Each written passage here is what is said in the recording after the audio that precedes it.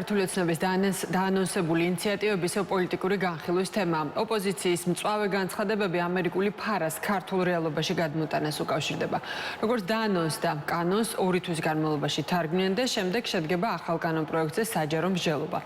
ამერიკაში მოქმედი უცხოელი აგენტის რეგისტრაციის აქტი რეგისტრაციას და ფინანსური გამჭვირვალობას ავალდებულებს იმ ლობისტურ კომპანიებს თუ ფიზიკურ პირებს, რომლებიც უცხო ქვეყნების მთავრობების გავლენებით და ინტერესებით მოქმედებენ.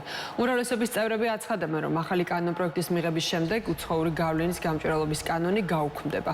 მათივე განმარტებით ამერიკულ ფარას გადმოტანა სახელმწიფო სუვერენიტეტის გაძლიერებისკენ არის მიმართული. ოპოზიციაში კი ბოლო დროს განხორციელებულ საკანონმდებლო ცვლილებებს რეპრესიებს უწოდებენ. არაფერი საერთო ამ ხელისუფლებას არ გააჩნია თავისუფლებასთან და გამჭვირვალეობასთან. და ბოლოს ძალიან სასაცილოა შემთხვევით, როდესაც ამ ქვეყნის ისტორიაში ყველაზე კორუმპირებული ხელისუფლება საუბრობს გამჭვირვალეობის სხვადასხვა ფორმაზე. ეს არის მხოლოდ კომიკური. ეს არის ხელისუფლება, რომელიც ჩაძირულია გამჭვირვალეობაში, კორუფციაში, ხელისუფლება, რომელიც დეკლარაციებს მალავს და ამავე დროს პარალელურად საუბრობს გამჭვირვალეობაზე. მე ვფიქრობ, ჭკუატყოფილი ადამიანი ვერ დაიჯერებს, რომ ამ ხელისუფლებას შეიძლება გამჭვირვალება აინტერესებს რაიმე ერთი კუთხე. ეს არის ტყუილი, ეს არის კრემლის პროპაგანდა და საქართველოს მოქალაქეების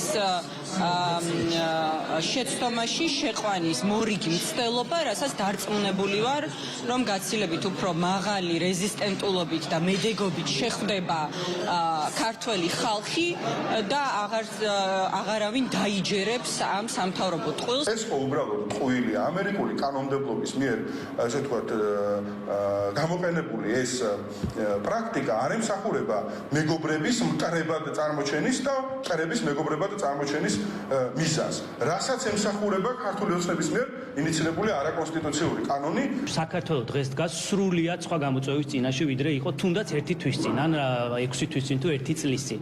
ამიტომ ისე როგორც მთელი მსოფლიო ჩვენც ვფიქრობთ, რა შეიძლება გაკეთდეს იმისთვის, რომ საზოგადოება დავიცვათ დეზინფორმაციებისგან, უცხოური ჩარევებისგან და ასე შემდეგ და სწორედ ეს არის ერთ-ერთი мотиваცია, რატომაც ჩვენ გადავწყვიტეთ ფარას კანონმდებლობის და ახალი ბრიტანული სტილის მედია კანონმდებლობის გადმოტანა საქართველოში.